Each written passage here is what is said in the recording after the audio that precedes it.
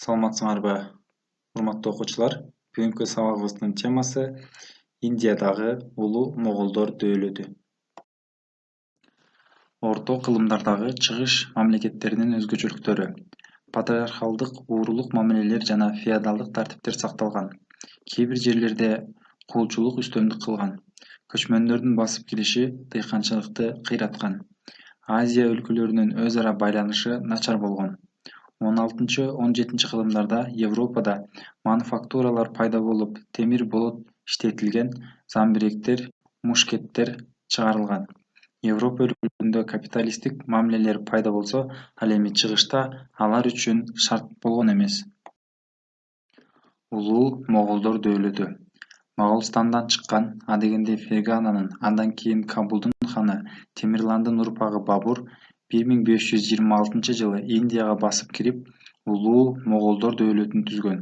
Улуу моголдор династиясы 1526-1858 жылдары жашаган.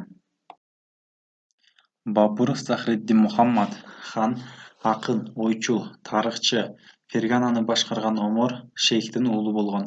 12 жашында атасынын ордуна такка отурган. 1504-жылы Шейбани хандын көчмөн өзбек уурулары Орто Азиядан кууп чыккан. Ысар тоолору аркылуу Афганистан, кийин Индияга жортул жасаган. Бабур Наме деген китепти жазган. Анда 1525-жылга чейинки окуялар жазылып калган. Шер Шахтын реформалары. 1530-жылы Захреддин өлгөндөн кийин бийликке уулу Хумаюн келген.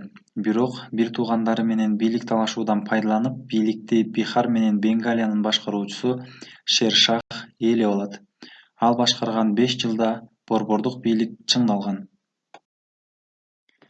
Шер Шахтын жүргүзгөн реформалары. Делини Бенглия, Раджпутана, Инд океаны менен туташтырган кербин жолдорду курдурган. Кербин сарайларды салдырган. Жер маселеси чечилген. Салык системасы киргизилген. Аскер башчылардын жер ээликтери такталган. Айрым индустардан абройлуу кызматтарды коюу менен алардын статусу жогорулаган. Шер Шахтын көз жумушу менен бийлик талашуу кайрадан башталган. 1555-жылы Хумаюн келип, ал капысынан каза болуп, бийликке анын 13 жашар уулу Акбар келген.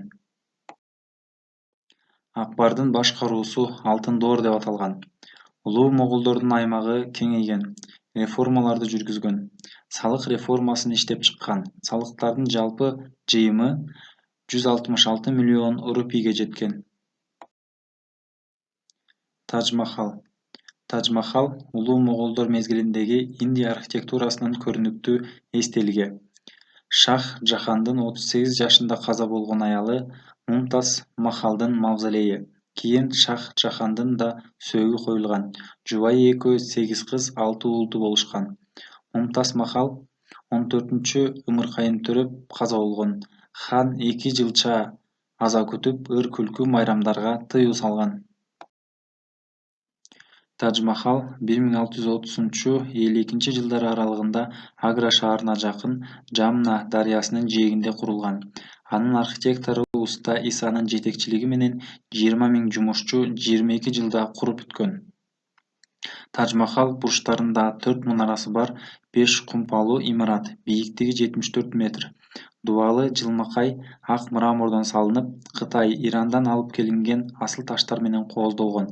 Тадж-Махал күмбөзү сүйүүнүн символу болуп эсептелинет. Жахангирдин башкаруусу. Акбардын уулу Жахангирдин башкаруу жылдарында Декан жана Пенджабдагы синдхилерге согуш ачкан. Жахангирдин уулу Жахан Шах Ахмаднагарды басып алган. Жахан Шахтын уулу Аурангзеб атасын зынданга салып, бийликти тартып алган. Ал каардуу, канкор болгон. Элдин абалы начарлап, ачарчылык болуп турган. 1702-704 жылдары Декандада ачарчылыктан 2 миллион адам каза болгон. Ал дүйнөдөн кайтары менен бийлик талашуу жүрүп, 1707 жылы аңгылдарда ички иштерине кийлигише баштаган. Аңгылдардын Индияны басып алуусу. Орто кылымдагы Индия товарлары менен белгилүү эле. Соодада Гуджарат портунан даңкы чыккан. Индияга өзгөчө европалык жарым дубана көпөстөр байлыкка туйтунуу үчүн экспедицияларды байма-бай уюштуруп турушкан. 1498-жылы Африканы айланып, Васко да Гама Индияга келген. Индияга деңиз жолунун ачкандар португалдар соода-саттык жолдорго көзөмөлдүк кылган. Кийин голланддыктар Индонезия аралдарын ээлешкен. Андан кийин француздар жана англдар келе баштаган. 1739-жылдары Индияны ирандык Надир Шах, анан Афганистандык Ахмад Шахтар басып ала башташкан. Улуу Моголдор дөөлөтүнүн майда хандыктарга бөлүнүшү. Бенгалия Улуу Моголдор мамлекетинен кийинки чоң мамлекет болгон. 1717-жылы Могол наместниги башкарган Хайдарабад мамлекети түзүлгөн. 1739-жылы Моголдордон Ауд мамлекети бөлүнүп чыккан. 18-кылымдын ортосунда Майсур мамлекети пайда болгон.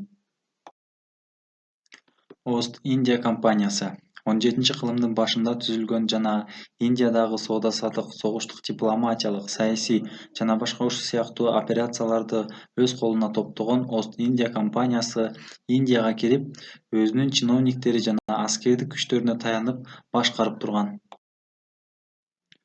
Англиялык колониячылар британдык үстөмдүктү чыңдоо үчүн Индиядагы бытырандылыкты пайдаланган. 18-кылымдын аягынан тартып Англиялык парламент Ост-Индиянын ишине кийлигишип, аны көз каранды кылган. 1858-59-жылдардагы көтөрүлүш.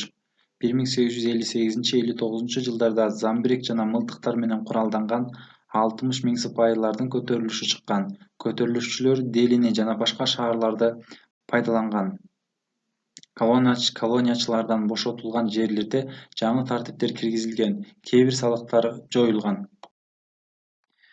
Англиялык өкмөт көп сандаган замбиректерди куралданган аскерлери менен көтөрүлүштү ырайымсыздык менен басып, аялдарды да, балдарды да, карыяларды да аяган эмес. Ошентип 1858-жылы августта Индиядагы бийлик Англиянын көзөмөлүнө өткөн мыйзамды кабыл алган. Англиянын Индиядагы саясаты. Султан, князьдардын казналары Англияга чыгарылып кеткен. Жогорку квалификациялуу кол өнөрчүлөр жумушсуз калган. Англиядан арзан баада келген кездемелер индиялык токуучуларга зыяны тийген. Заминдерге жер ээсинин статусун берген. Өз убагында салык төлөбөсө, жерди тартып алган. Англдар темир жол, туруктуу почта байланышын, өнөр жай ишканаларын курушкан.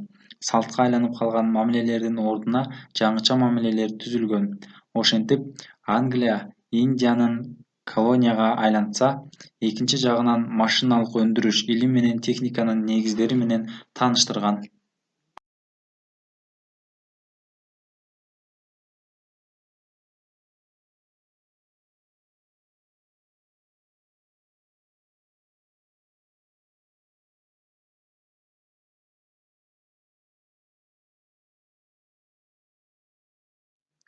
Үйгө тапшырма боюнча суроолор. 17-18 кылымдардагы Индиядагы феодалдык түзүлүш жөнүндө айтып бергиле. Улуу Моголдор империясы кандай империя эле? Бабур деген ким болгон? Англиялык Ост-Индия компаниясынын Индия тарыхындагы ролу кандай болгон? 1857-59-жылдардагы көтөрүлүштүн чыгышынын негизги себептери жана анын башкы күчтөрү кайсылар болгон? Индиядагы илим менен маданияттын өнүгүшү тууралуу эмне билесиңер? Архитектурасы кандай өзгөчөлүктөргө ээ болгон?